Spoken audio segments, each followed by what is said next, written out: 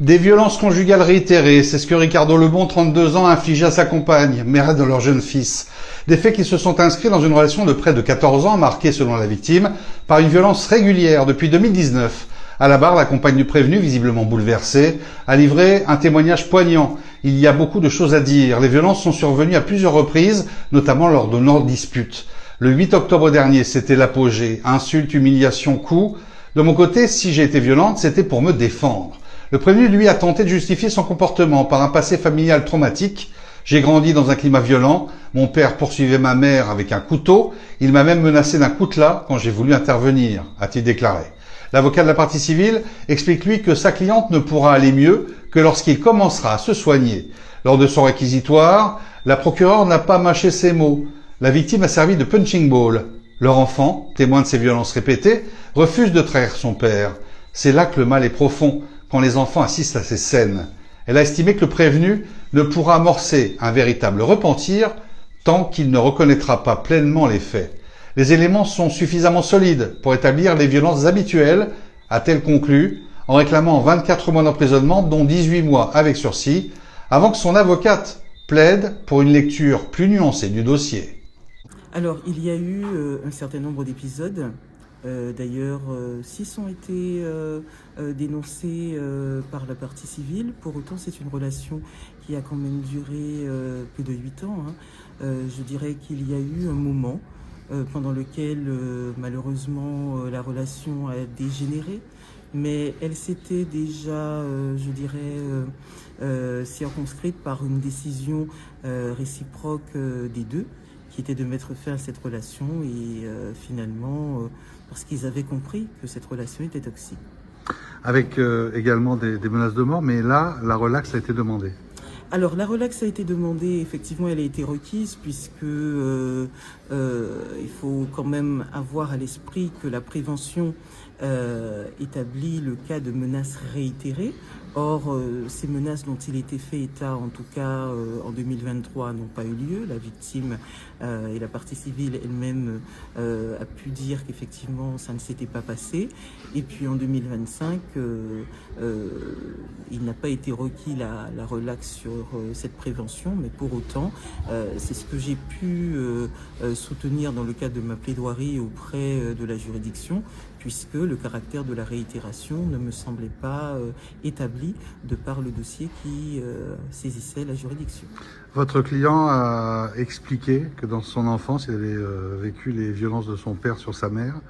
Vous pensez que c'est ce qui peut expliquer le fait qu'il ait quelque part usé de ces violences conjugales ? Alors, je ne pense pas que ça peut seulement expliquer, je pense que ça explique. Pour la simple et bonne raison que notre enfance nous marque à jamais. Regardez à quel point nous pouvons être nostalgiques de ce que nous avons vécu dans l'enfance lorsqu'elle s'est bien passée. Mais également, nous subissons les affres des difficultés et des violences que nous avons vécues dans l'enfance et elles nous empêchent d'être des adultes correctement ancrés dans la vie parce que justement notre enfance fait de nous ce que nous sommes. Vous avez quand même écouté la partie civile, la victime, Oui. Qui avait quand même des propos assez émouvants. Oui, bien entendu, parce qu'on sent qu'il y a de l'amour. J'ai toujours tendance à considérer que quand les individus se mettent ensemble, c'est parce que justement, il se trouve des points communs et à un moment, on voit dans l'autre son avenir. Donc je ne doute pas qu'il y ait eu de l'amour. Malheureusement, même si on développe des sentiments, on n'est pas toujours fait pour être ensemble. Hélas, il faut se rendre compte qu'à certains moments, eh bien, l'amour, la passion nous réunit. Et puis, passé le temps de la passion, eh bien, il arrive malheureusement que la relation doive s'achever parce qu'il n'y a pas suffisamment pour tenir cette relation de couple. Oui, mais elle a quand même accepté plein de choses. Le fait notamment qu'il entretienne un double foyer.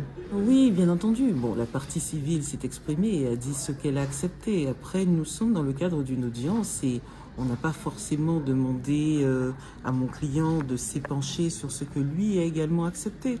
Mais je ne pense pas que l'acceptation soit uniquement dans un seul sens. Mais on n'est pas là pour le procès de la victime, on est là pour le procès de mon client. Et lui aussi a eu des choses à accepter. Il n'a pas forcément dit ce qu'il a dû accepter, mais il n'a pas été le seul à faire des concessions, voire des sacrifices.